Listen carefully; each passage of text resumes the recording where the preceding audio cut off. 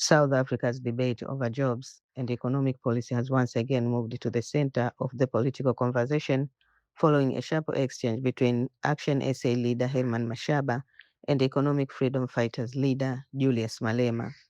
The disagreement centers on competing visions for creating employment at a time when millions of South Africans continue to face economic hardship.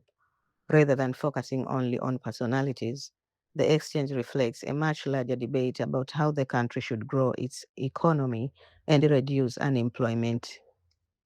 Mashaba strongly rejected Malema's position, arguing that lasting job creation comes from supporting private businesses, encouraging investment, and reducing unnecessary barriers for entrepreneurs. He pointed to his time as executive mayor of Johannesburg, where he has frequently highlighted efforts to support small businesses, improve the business environment, and attract investment as examples of his economic approach. Malema and the EFF, meanwhile, have consistently argued that the state should play a much larger role in the economy through policies such as increased public ownership and a greater government intervention. Supporters believe those policies would address long-standing economic inequality, while critics argue they could discourage investment and limit private sector growth. This disagreement matters because unemployment remains one of South Africa's biggest challenges. Every major political party is under pressure to present credible solutions, especially as voters continue demanding measurable economic progress rather than campaign promises. The exchange also highlights a broader challenge facing South African politics.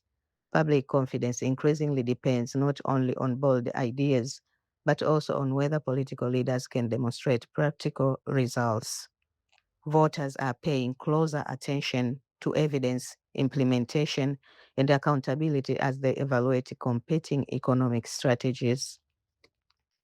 Beyond South Africa, the discussion reflects a wider debate across Africa, where governments continue searching for the right balance between state involvement and private sector investment to generate sustainable growth, create employment, and strengthen economic resilience.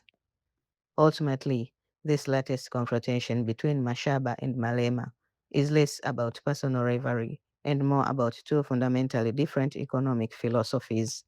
The real test will not be who delivers the strongest political message, but which policies can produce meaningful opportunities for ordinary South Africans.